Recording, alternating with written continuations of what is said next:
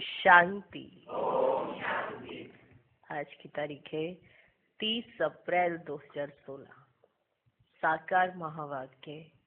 बाबा कहते, मीठे बच्चे, पतित जगत से नाता तोड़, एक बाप से बुद्धि योग लगाओ तो माया से हार नहीं हो सकती। आज का प्रश्न, समर्थ बाप साथ होते हुए भी यज्ञ में विघ्न क्यों पड़ते हैं? कारण क्या है? उत्तर, यह विघ्न तो ड्रामानुसार पड़ने ही है, क्योंकि जब यज्ञ में असुरों के विघ्न पड़े तब तो पाप का घड़ा भरे। इसमें बाप कुछ नहीं कर सकते, ये तो ड्रामा में नूंद है। विघ्न पड़ने ही है, लेकिन विघ्नों से तुम्हें घबराना नहीं है। आप कोई अच्छा कार्य कर रहे हो, आप एक अच्छे रास्ते पर जा रहे हो, लेकिन जो असुरी बुद्धि है वो नहीं चाहती कि आप अच्छे रास्ते पर जाओ, तो वो क्या डालते हैं आपके रास्ते में? विघ्न। आप कहते हो हम अच्छे रास्ते पे चल रहे हैं, हम सही कार्य कर रहे हैं, फिर भी ये इतने परेशान क्यों रहते हैं हमसे? हमने आखिरकार इनका बिगाड़ा क्या है? हम अच्छा कार्य कर रहे हैं, आराम से बैठ के परमात्मा को याद ही कर रहे हैं, हम इनको तंग भी नहीं करते। ठीक है, इवन कि अगर कोई कह भी देगा ना कि ये सुबह सुबह 4 बजे लाइट नहीं जलाओ, तो वो भी नहीं करेंगे। कि सुबह 4 बजे अमृत वेले वो बाहर जाके बैठ जाएंगे कि किसी और को परेशानी ना हो। माना हर तरीके से आप दूसरों को सहयोग देना चाहते हैं, फिर भी सारे आपके मार्ग में विघ्न जरूर खड़ा करते हैं। कुछ ना कुछ ऐसा कर देते हैं जिससे आपको परेशानी होती है, विघ्न आते हैं। यज्ञ में कुछ ना कुछ ऐसा डालते ही रहते हैं या अपशब्दों का प्रयोग करते हैं। आपको किसी और से कोई परेशानी नहीं होती, आपको कोई कुछ भी कहे आपको फर्क नहीं पड़ता। अगर बाबा के लिए कहे तो आपको फर्क पड़ता है ना। अगर बाबा के लिए कोई कुछ कह देगा तो आपको फर्क नहीं पड़ेगा। तो वो क्या कर रहे हैं? विघ्न डाल रहे हैं ताकि आपकी स्थिति पर फर्क पड़े। आपको क्रोध नहीं आ रहा है, लेकिन आसुरी बुद्धि वाले क्या करेंगे? आपको क्रोध दिलाएंगे, क्योंकि उन्होंने क्या करना है? आपके रास्ते में विघ्न डालना है। तो यज्ञ में तो विघ्न इस तरह से पड़ नहीं है, क्योंकि पवित्रता के कारण तो झगड़ा होता ही है। अब इसे ये समझ लो कि सामने वाले को दुख दे रहे हैं, ऐसा नहीं है। पवित्रता अपनाना तो साथ वाले को भी तो पवित्रता का कुछ दान मिलेगा। लेकिन अगर उसकी बुद्धि अच्छी हो जाए और वो अपने बुद्धि से अच्छा सोचने लगे तो वो भी आत्मा पवित्र हो जाए। लेकिन नहीं, उसने क्या डालना है? विघ्न। तो पाप का घड़ा तो भरना ही है ना। अब 1 विक्रम, 2 विक्रम, 3 विक्रम करते करते क्या कर लेते हैं? पाप का घड़ा भर लेते हैं। फिर क्या होता है? उस पाप का भुगतान उन्हें खुद ही करना पड़ता है, किसी और को नहीं करना होता। जैसे कहते हैं घर परिवार में एक आत्मा पुण्य आत्मा निकल जाती है ना, तो सबको उसका लाभ मिलता है ना। तो अगर एक पाप आत्मा निकल जाती है तो थोड़ा थोड़ा दुख घर परिवार में सबको होता है, लेकिन जाति उसको खुद ही आगे ना पीछे भुगतना तो पड़ेगा ही पड़ेगा। तो पाप का घड़ा फिर भरेगा कैसे? तो ये सब ड्रामा में नूंद है कि समर्थ बाबा साथ होते हुए भी यज्ञ में विघ्न पड़ते ही हैं। बाबा समर्थ है, सर्वशक्तिवान है, फिर भी क्योंकि बाबा इस चीज में साक्षी होकर देखते हैं। कभी ये नहीं करेंगे कि आपकी बुद्धि का पलटान कर दें, कि आपके अपने मुख से ऐसा कुछ ना निकले, या जो आपको अच्छा नहीं समझते, लाइक नहीं करते, तो वो मुख से कुछ भी निकालते रहते हैं। बाबा के लिए भी निकालते, आपके लिए भी निकालते, तो विघ्न तो डाल रहे हैं ना। तो उनके ऐसे विघ्न डालते डालते क्या हो जाता है? पाप का घड़ा बढ़ जाता है।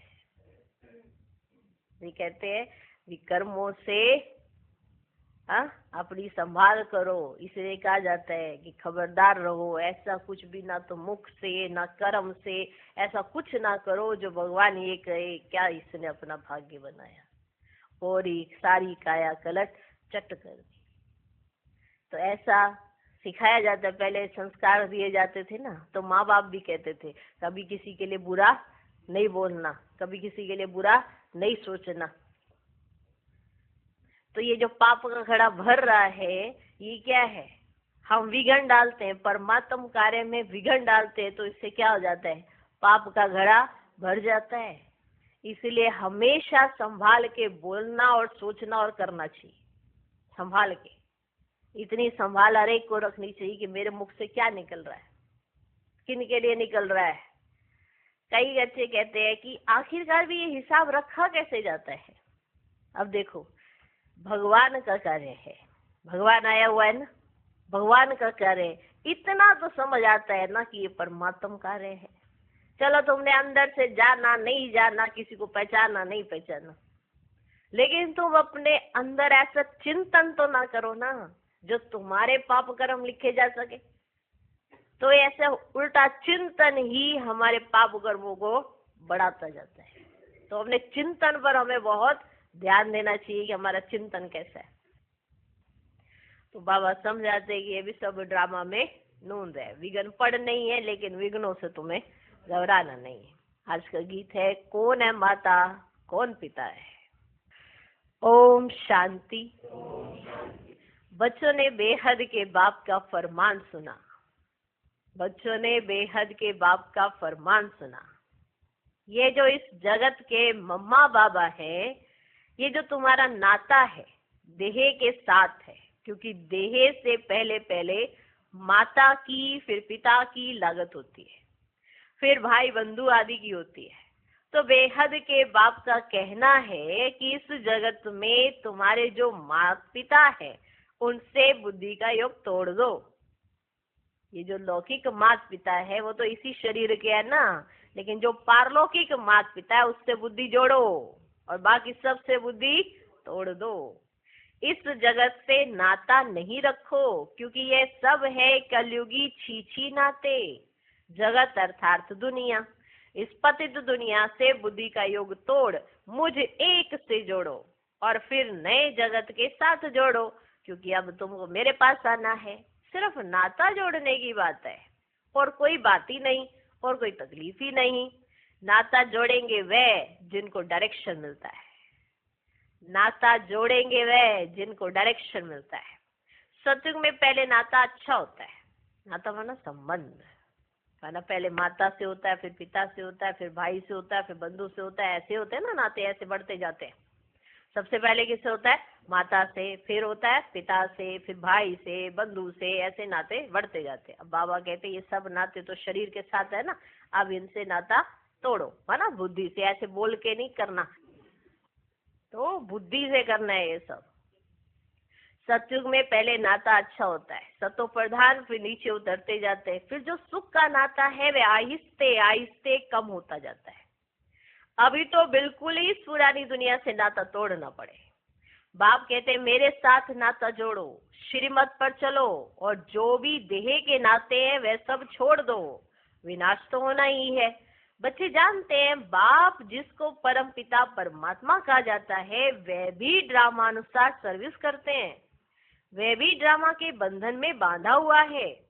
मनुष्य तो समझते हैं वह सर्वशक्तिमान है, जैसे श्री कृष्ण को भी सर्वशक्तिमान मानते हैं, उनको स्वदर्शन चक्र दे दिया है, समझते हैं उनसे गला काटते हैं। श्री कृष्ण स्वदर्शन चक्र से गला काटते हैं, परंतु यह नहीं समझते कि देवताएं हिंसा का काम कैसे करेंगे, वे तो कर ही नहीं सकते।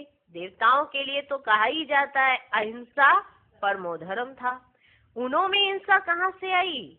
जिसको जो आया वह बैठकर लिख दिया है। कितनी धर्म की गलानी की है। बाप कहते इन शास्त्रों में सच तो बिल्कुल आटे में नमक मिसल है। यह भी लिखा हुआ है कि रुद्र ज्ञान यज्ञ रचा था, उसमें असुर विघन डालते थे, अबलाओं पर अत्याचार होते थे, वे तो ठीक लिखा हुआ है।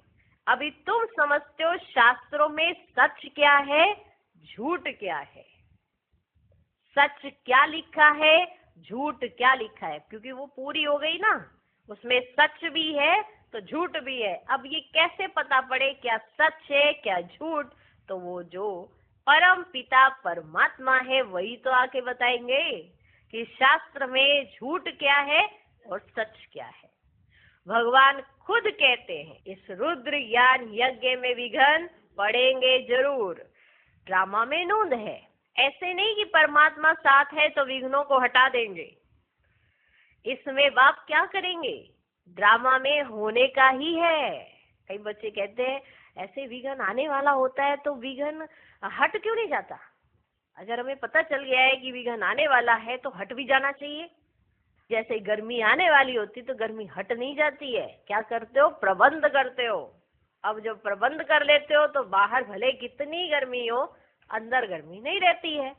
उसी तरह से जब विघ्न आने वाला होता है, आपको पता पड़ गया विघ्न आने वाला है, आप विघ्न को पीटोगे नहीं, बैठ गए, क्या करोगे, अपने आप के लिए प्रबंध करके रखोगे। और जो आत्मा प्रबंध कर लेती है अपना, उसको कोई चिंता ही नहीं होती कि बाहर क्या हो रहा है। समझ गए। तो विघ्न ना आए ऐसा नहीं सोचना, विघ्न ना आए लेकिन मैं निर्विघ्न आत्मा रहूं ऐसा सोचना है। जैसे कई कहते हैं अब तो बाबा साथ है ना, ऐसा नहीं होना चाहिए ना, बाबा साथ है ना इसीलिए तो तुम्हारी परीक्षा होगी कि तुम बाप को साथ रखते भी होगे नहीं। अब आपको आपके सिर पर इतना बड़ा ताज रखना हो, ऐसे ही रख दिया जाएगा क्या, कुछ किया है नहीं। पढ़ाई करते हो टेस्ट तो होता है, तो इसमें भी टेस्ट तो होगा, क्योंकि आपको बनाया भी क्या जा रहा है, इनके समान। तो बाबा कहते ऐसे नहीं कि परमात्मा साथ है तो विघ्नों को हटा देंगे। इसमें बाप क्या करेंगे, ड्रामा में होने का ही है। ये सब विघ्न डालें तब तो पाप का घड़ा भरे ना। बाप समझाते ड्रामा में जो नूंद है वही होना है। असुरों के विघ्न जरूर पड़ेंगे, अपनी राजधानी जो स्थापन हो रही है। आधा कल्प माया के राज्य में मनुष्य कितना तमो प्रधान बुद्धि भ्रष्टाचारी बन जाते हैं, फिर उनको श्रेष्ठाचारी बनाना बाप का काम है ना। आधा कल्प लगता है भ्रष्टाचारी बनने में, फिर एक सेकंड में बाप श्रेष्ठाचारी बनाते हैं। निश्चय होने में देरी थोड़ी लगती है। ऐसे बहुत अच्छे बच्चे हैं जिन्हों को निश्चय होता है, झट प्रतिज्ञा करते हैं, परंतु माया भी तो पहलवान है ना कुछ मनसा में तूफान लाती है। पुरुषार्थ कर कर्मना में नहीं आना है। सब पुरुषार्थ कर रहे हैं, कर्मातीत अवस्था तो हुई नहीं है, कुछ ना कुछ कर्मेंद्रियों से हो जाता है। कर्मातीत अवस्था तक पहुंचने में बीच में विघ्न जरूर पड़ेंगे। कर्मातीत अवस्था तक पहुंचने में बीच में विघ्न जरूर पड़ेंगे। बाप ने समझाया है पुरुषार्थ करते करते अंत में जाकर कर्मातीत अवस्था होती है, फिर तो इस शरीर में रहना नहीं है, इसलिए टाइम लगता है। विघ्न कुछ ना कुछ पड़ते हैं।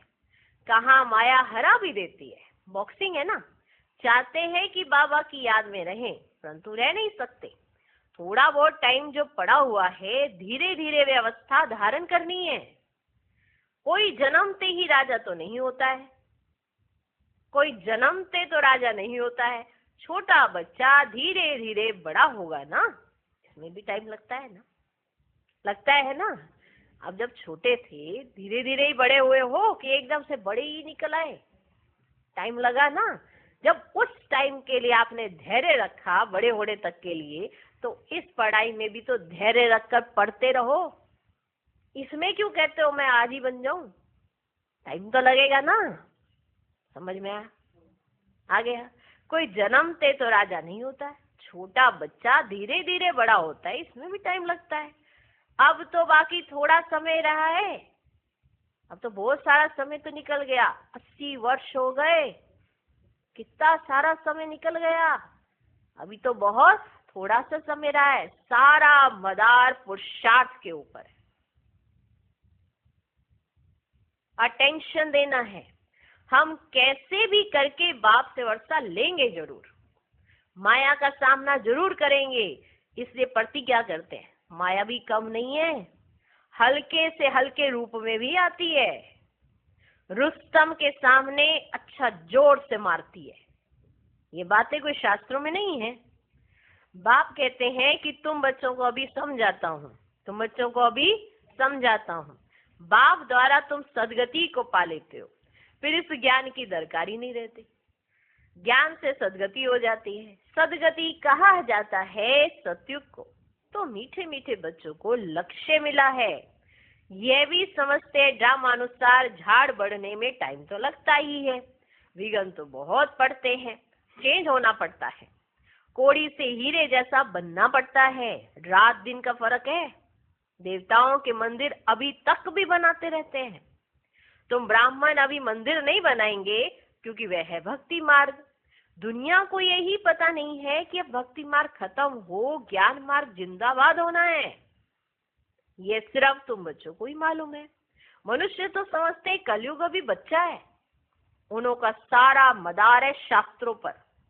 तुम बच्चों को तो बाप बैठ सभी वेदों शास्त्रों का राज समझाते हैं। आज आपको सब वेदों का शास्त्रों का राज ऐसे ही नहीं समझ आ गया, सारा राज बाबा ने बैठकर समझाया तो समझ में आया।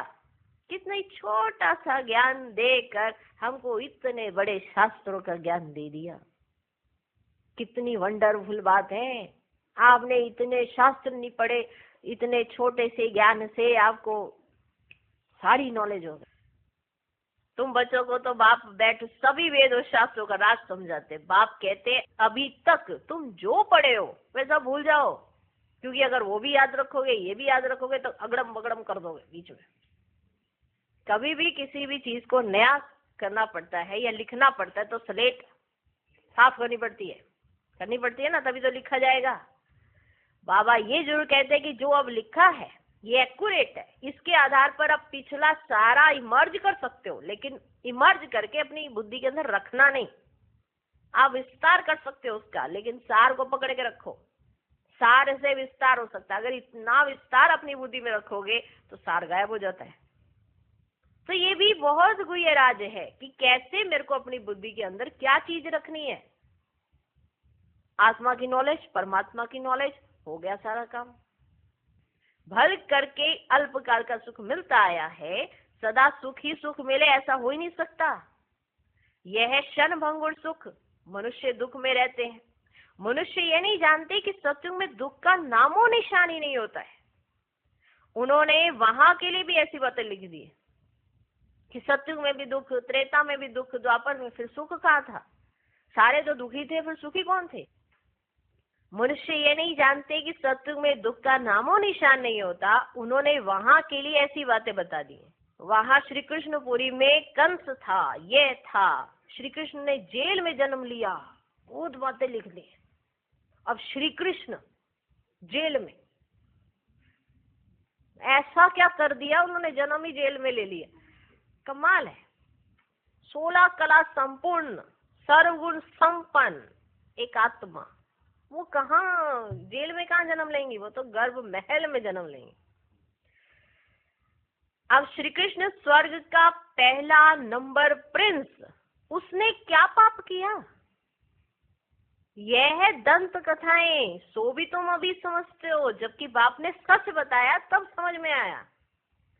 बाप ही आकर सचखंड स्थापन करते, सचखंड में कितना सुख था, झूठ खंड में कितना दुख है, ये सब भूल गए हैं। तुम जानते हो हम श्रीमत पर सचखंड स्थापन करके उसके मालिक बनेंगे। बाप समझाते हैं ऐसे ऐसे श्रीमत पर चलने से तुम ऊंच पद पा सकेंगे। बच्चे ये जानते हैं हमको ये पढ़ाई पढ़कर सूर्यवंशी महाराजा महारानी बनना है। दिल भी सबकी होती है उच्च पद पाने की, सबका पुरुषार्थ चलता है। अच्छे पक्के भक्त जो होते हैं वे चित्र साथ में रखते हैं तो घड़ी घड़ी उनकी याद रहेगी। बाबा भी कहते हैं त्रिमूर्ति का चित्र साथ में रख दो, त्रिमूर्ति का चित्र साथ में रख दो तो घड़ी घड़ी याद आएगी। बाप को याद करने से हम सूर्यवंशी घराने में आ जाएंगे। कमरे में त्रिमूर्ति का चित्र लगा हुआ होगा तो घड़ी घड़ी नजर सामने पहुंचेगी। अगर कमरे में आपके त्रिमूर्ति का चित्र लगा होगा, कई तो बच्चे कहते हैं कि बाबा ये प्रदर्शनी में से त्रिमूर्ति का चित्र ही हटा दो, इसी में गड़बड़ होती है। पूछते हैं वो ब्रह्मा बाबा कौन है। कईयों को ऐसा होता है, कई ऐसे सुझाव देने निकले। बाबा कहते त्रिमूर्ति का चित्र लगा हुआ हो जिससे सबको ये पहचान मिले कि ब्रह्मा बाबा कौन, विष्णु कौन, शंकर कौन, और इन सब का पिता कौन, समझ में आया? तो अगर खुद देखते रहेंगे, इमर्ज होता रहेगा, तो दूसरों को भी सुना सकेंगे। बाबा द्वारा हम इस सूर्यवंशी घराने में जाएंगे। सवेरे उठते ही नजर उस पर जाएगी, किस पर? त्रिमूर्ति के चित्र पर। यह भी एक पुरुषार्थ है। बाबा राय देते हैं, अच्छे अच्छे भगत बहुत पुरुषार्थ करते हैं। आंख खोलने से श्री कृष्ण याद आ जाए, इसलिए चित्र सामने रख देते हैं। तुम्हारे लिए तो और भी सहज है। अगर सहज याद नहीं आती, माया हैरान करती है, तो ये चित्र मदद करेंगे। शिव बाबा हमको ब्रह्मा द्वारा विष्णुपुरी का मालिक बनाते हैं। शिव बाबा हमको ब्रह्मा द्वारा विष्णुपुरी का मालिक बनाते हैं। हम बाबा से विश्व का मालिक बन रहे हैं। इस सिमरन में रहने से भी मदद बहुत मिलेगी। जो बच्चे समझते याद घड़ी घड़ी भूल जाती है, तो बाबा राय देते हैं, चित्र सामने रख दो, तो बाप भी और वर्षा भी याद आएगा। परंतु ब्रह्मा को याद नहीं करना है। सगाई करते हैं तो दलाल थोड़ी याद आता है। देखो बाबा ब्रह्मा बाबा के लिए समझाते कि ब्रह्मा बाबा को याद नहीं करना है, तुमको याद करना है शिव बाबा को। तुम बाबा को अच्छी रीति याद करो, तो बाबा भी तुमको याद करेगा। याद से याद मिलती है। तुम याद करो तो बाबा ही आपको याद करेगा। पर बच्चे बड़े होशियार है, बाबा आप हमको याद करो ना, फिर हम भी आपको याद करें। उल्टे बच्चे। हमें बाबा को याद करना है, फिर बाबा भी हमको याद करेंगे। याद से याद मिलती है। अभी माशूक के ऑक्यूपेशन का तुमको पता है। शिव के कितने ढेर भगत हैं। शिव शिव कहते रहते हैं, परंतु वे रोंग है। शिव काशी विश्वनाथ, फिर गंगा कह देते। शिव काशी विश्वनाथ, फिर गंगा कह देते। पानी के किनारे जाकर बैठते। ये समझते नहीं कि ज्ञान का सागर बाप है। पानी के किनारे जाके बैठने से क्या होगा? आपको पसंद है ज्ञान का सागर बाबा, ना कि पानी का किनारा। लेकिन बच्चे पानी के किनारे पर जाके बैठेंगे। इसलिए बाबा ने समझाया, पानी के किनारे पर जाके मत बैठो, ज्ञान सागर के पास आके बैठो। बनारस में बहुत फॉरेनर्स आदि जाते हैं देखने, बड़े बड़े घाट है, फिर भी सभी के बाप का मंदिर तो खींचता है ना। सब उनके पास जाते हैं, मंदिर तो किसके पास जाएगा नहीं। हम मंदिर में जाएंगे ना, मंदिर तो किसके पास जाएगा नहीं। मंदिर के देवताएं खींचते हैं, शिव बाबा भी खींचते हैं। नंबर 1 है शिव बाबा। फिर सेकंड नंबर में यह है ब्रह्मा सरस्वती सो विष्णु, विष्णु सो ब्रह्मा, ब्राह्मण सो विष्णुपुरी के देवताएं, विष्णुपुरी के देवताएं सो ब्राह्मण। तो हो गया ना, ब्रह्मा सो विष्णु। अब तुम्हारा धंधा ये रहा, हम सो देवता बन रहे हैं, तो औरों को भी रास्ता बताना है। और सब है जंगल में ले जाने वाले। तुम जंगल से निकाल बगीचे में ले जाते हो, शिव बाबा आकर कांटों से फूल बनाते। तुम भी ये धंधा करते हो। इन बातों को तुम ही जानते हो। कोई राजा रानी तो है नहीं जिनको तुम समझाओ। गाया हुआ है, पांडवों को 3 पैर पृथ्वी के नहीं मिलते थे। बाप समर्थ था तो उनको विश्व की बादशाही दे दी। बाप समर्थ था तो उनको विश्व की बादशाही दे दी। अभी भी वही पाठ बजेगा ना। आप मांगेंगे 3 पैर पृथ्वी और मिल जाएगी आपको विश्व की बादशाही। बाप है गुप्त। श्री कृष्ण को तो कोई विघ्न पड़ ही ना सके। अब बाप आए हैं, बाप से आकर वर्षा लेना है, इसके लिए मेहनत करनी होती है। दिन प्रतिदिन नई नई पॉइंट्स निकलती रहती हैं, देखने में आता है। प्रदर्शनी में समझाने से अच्छा प्रभाव पड़ता है। बुद्धि से काम लिया जाता है कि प्रदर्शनी से अच्छा प्रभाव होता है या प्रोजेक्टर से। प्रदर्शनी में समझाने से चेहरा देखकर समझाया जा सकता है। समझते हो गीता का भगवान बाप है, तो बाप से फिर वर्षा लेने का पुरुषार्थ करना है। 7 रोज देना है, लिख कर दो। 7 रोज देना है, वो लगातार 7 रोज देना होता है, बीच में गैप नहीं डालना होता है। ठीक है, गैप नहीं डालना होता है। 7 रोज देना है, लिख कर दो, नहीं तो बाहर जाने से ही माया भुला देगी। इसलिए लिख कर ले लेना चाहिए कि आप 7 रोज आओगे, भले दुनिया इधर की उधर हो जाए, पर आपको 7 रोज देने हैं। तो अगर लगातार दोगे तो फिर आपकी बुद्धि एक रस रहती है, तो आपके ऊपर असर भी जल्दी होता है। 7 रोज देना है, लिख कर दो, नहीं तो बाहर जाने से ही माया बुला देगी। तुम्हारी बुद्धि में आ गया हमने 84 का चक्र लगाया है, अभी जाना है, तमो प्रधान से सत्व प्रधान बनना है। ये चित्र तो साथ में होने चाहिए, बड़े अच्छे हैं। बिरला आदि भी ये नहीं जानते कि लक्ष्मी नारायण ने ये राज्य भाग्य कब और कैसे लिया। वो मंदिर बना रहे हैं लक्ष्मी नारायण का, लेकिन ये नहीं जानते कि इन्होंने ये राज्य कब और कैसे लिया। तुम जानते हो तो तुमको बड़ी खुशी होनी चाहिए। क्या होनी चाहिए? खुशी होनी चाहिए। क्या होनी चाहिए? खुशी होनी चाहिए। लक्ष्मी नारायण का चित्र ले, झट कोई को समझाएंगे उन्होंने ये पद कैसे पाया। ये बातें बुद्धि से समझने और समझाने की है, मंजिल है ऊंची। जो जैसा टीचर है वे वैसी ही सर्विस करते हैं। अब टीचर अच्छा तो उसके बाद स्टूडेंट भी बहुत आते हैं। अब टीचर ही ऐसा है तो स्टूडेंट भी इक्का दुक्का ही आते रहते हैं। आपके प्रभाव के ऊपर होता है। आप अगर अच्छे पढ़ाने वाले टीचर हो तो आपका प्रचार ऑटोमेटिकली हो जाता है।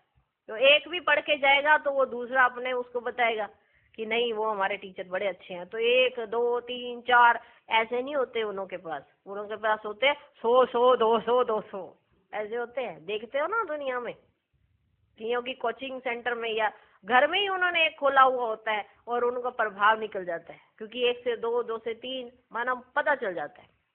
1 मास के अंदर ही वहां पे भीड़ लग जाती है। कारण टीचर ऐसा है।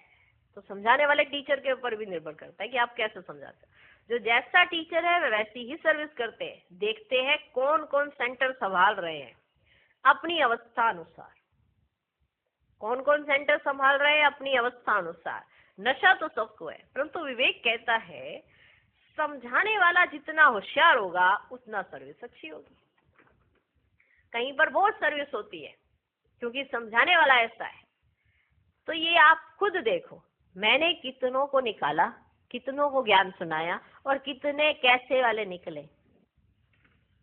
परंतु विवेक कहता है समझाने वाला जितना होशियार होगा उतना सर्विस अच्छी होगी। सब तो होशियार हो ही नहीं सकते, सबको एक जैसा टीचर मिल ही नहीं सकता। जैसे कल्प पहले चला था वैसे ही चल रहा है। बाप कहते हैं अपनी अवस्था को जमाते रहो। कल्प कल्प की बाजी है, देखा जा रहा है कल्प कल्प की बाजी लग रही है। कल्प पहले मुआफिक हरेक का पुरुषार्थ चल रहा है। जो कुछ होता है हम कह देते कल्प पहले भी ऐसे हुआ था। फिर खुशी भी रहती है, शांति भी रहती है। बाप कहते कर्म करते हुए बाप को याद करो। बुद्धि का योग वहां लटका रहे तो बहुत कल्याण होगा। जो करेगा सो पाएगा, अच्छा करेगा अच्छा पाएगा। माया की मत पर सब बुरा ही करते आए हैं। अब मिलती है श्रीमत, भला करो तो भला हो। हर एक अपने लिए मेहनत करते हैं, जैसा करेंगे वैसे पाएंगे। क्यों ना हम योग लगाते सर्विस करते रहे। इतना नहीं गांठ बांध सकते, क्यों नहीं हम दूसरी बातों में ना जाने का पुरुषार्थ करें, हमको ज्यादा ही नहीं है। क्यों हम योग ना लगाएं, हमें सिर्फ और सिर्फ योग लगाना है और बस सर्विस करते रहे। भला करो तो भला हो। हर एक अपने लिए मेहनत करते हैं, जैसा करेंगे वैसा पाएंगे। क्यों ना हम योग लगाते सर्विस करते रहे। योग से आयु बढ़ेगी, याद की यात्रा से निरोगी बनना है, तो क्यों ना हम बाबा की याद में रहें। ये अर्थार्थ बात है, तो क्यों ना हम कोशिश करें। ज्ञान तो बिल्कुल सहज है, छोटे बच्चे भी समझ जाते हैं और समझाते हैं, परंतु वे योगी तो नहीं ठहरे ना। आप छोटे बच्चे को समझाओगे वो भी समझ जाएगा, वो एक्यूरेट समझेगा, वो एक्यूरेट समझ जाएगा, लेकिन वो योगी तो नहीं बन सकते ना। ये तो पक्का कराना है कि बाप को याद करो। जो समझते हैं घड़ी घड़ी भूल जाता है तो चित्र रख दें तो भी अच्छा है। सवेरे चित्र को देखते ही याद आ जाता है। शिव बाबा से हम विष्णुपुरी का वर्षा ले रहे हैं। ये त्रिमूर्ति का चित्र मुख्य है, जिसका अर्थ तुमने अभी समझा है। दुनिया में ऐसे त्रिमूर्ति का चित्र कोई के पास है ही नहीं। ये तो बिल्कुल सहज है। हम लिखे व ना लिखे, यह तो सभी जानते हैं, ब्रह्मा द्वारा स्थापना विष्णु द्वारा पालना। हम लिखे ना लिखे, लेकिन यह तो सभी जानते हैं ना, ब्रह्मा द्वारा स्थापना विष्णु द्वारा पालना।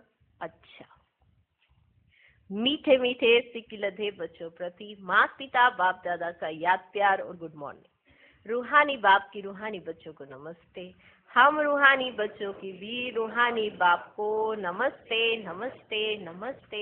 Good morning good morning good morning. धारणा के लिए मुख्य सार, पहला पॉइंट, माया की बॉक्सिंग में कभी भी हार ना हो, इसका ध्यान रखना है। कल्प पहले की स्मृति से अपनी अवस्था को जमाना है, खुशी और शांति में रहना है। दूसरा पॉइंट, अपना भला करने के लिए श्रीमत पर चलना है, इस पुरानी दुनिया से नाता तोड़ देना है। माया के तूफान से बचने के लिए चित्रों को सामने रख बाप और वर्षे को याद करना है। आज का वरदान, सर्व खाते और रिश्ते एक बाप से रखने वाले डबल लाइट फरिश्ता भव। डबल लाइट फरिश्ता बनने के लिए देह के भान से भी परे रहो, क्योंकि देह भान मिट्टी है, यदि इसका भी बोझ है तो भारीपन है। फरिश्ता अर्थात अपनी देह के साथ भी रिश्ता नहीं, बाप का दिया हुआ तन भी बाप को दे दिया, अपनी वस्तु दूसरे को दे दी तो अपना रिश्ता खत्म हुआ। सब हिसाब किताब, सब लेन देन बाप से, बाकी सब पिछले खाते, पिछले रिश्ते सब खत्म। ऐसे संपूर्ण बेघर ही डबल लाइट फरिश्ते हैं। आज का स्लोगन, अपनी विशेषताओं को प्रयोग में लाओ तो हर कदम में प्रगति का अनुभव करेंगे। ओम शांति।